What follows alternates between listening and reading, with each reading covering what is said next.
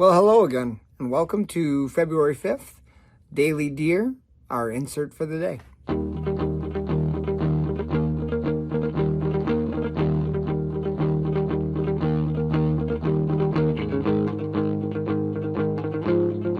Good to see you guys again. Today, we've got one of my all-time favorite quotes. There's been a number of people who have said this throughout the generations, but I really like the way this one's worded, and it's going to make a perfect little capsule for the topic today, and we're going to stick exactly to it. So this quote for today is, "Look deep into nature, and you will understand everything better." And that quote is by Albert Einstein. And as I mentioned, there's been a number of people, Emerson and a few others, who have said, man must go back to nature for information, looking into the natural world for answers in your daily life. And it's a great little parable for remembering where we stand, what we are, who we are, that we are animals in an ecosystem on a planet. And all of our little daily agendas and our trivial problems that we deal with are pretty minute in the grand scheme of things, especially in the circle of life. When you think about the quarry that this whole series is based on, these deer living out there in the cold, the elements, the rain, the snow, being hunted by coyotes, bobcats, wolves, bears, humans. Their daily life is survival. And we're kicking rocks, getting bent out of shape on our hunting tactics that didn't work for the day. It kind of puts things into a new light when you think about it like that. But we're going to take the spin a little bit different for our tactic today, or our topic, which is just looking deeper and observing in general, and how you can use that to be more effective and more efficient in the woods, whether that's any facet of your hunting, whether it's actual trekking out into the woods to hunt, or you're in post-season scouting mode, which right now, coming into February, is a great thing to be doing. Get into the woods, look for sheds, observation, a huge part of that, as we kind of mentioned yesterday. It's going to help everything, even in your daily life outside of hunting. Just sitting back and being able to observe your family, your kids, what they do, being less direct and intensive and instructive, and just observing.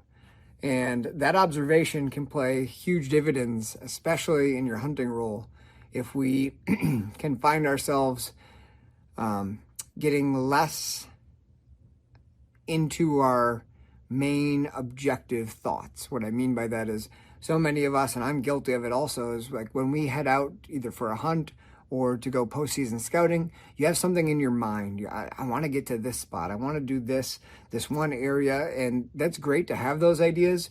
But if your observations are leading you elsewhere, don't be afraid to let your plans stray. So if you're seeing something that catches your eye, you're noticing sign leading this way, even if it's not part of your agenda, that observation role, those little things that kind of tip you off or give you that sixth sense feeling or make you feel a little bit curious. Oh, I do wonder what is over there. I never walk that way, and there's a good rub leading that way. Those are the times that generally I find the best stuff when I'm out there. That's when I find the things that we generally would walk past because we're driven on a goal and we're so fixed on what we wanted to do.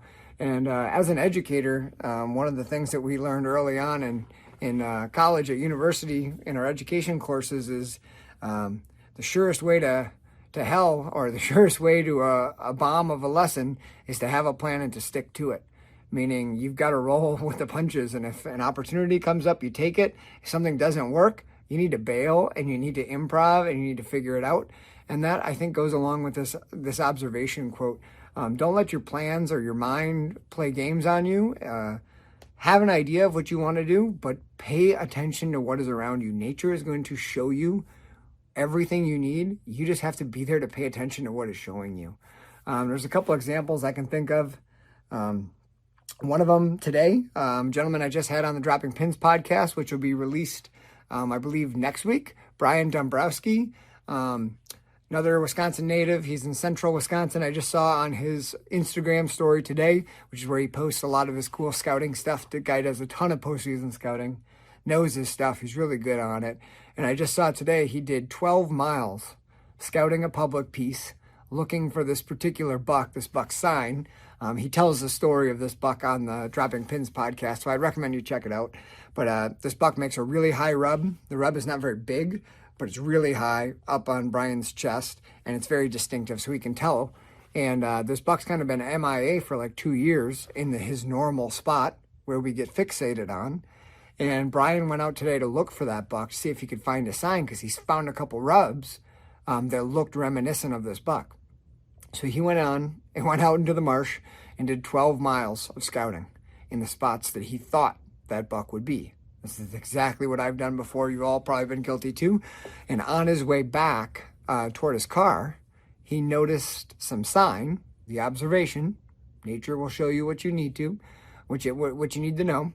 And he followed that sign into a little pocket that was right along the road, not next to the parking lot per se, but right alongside the main road. And on his story, you could see there was like 8 huge rubs, all like chest, shoulder height from that buck. And that buck was living right by the road.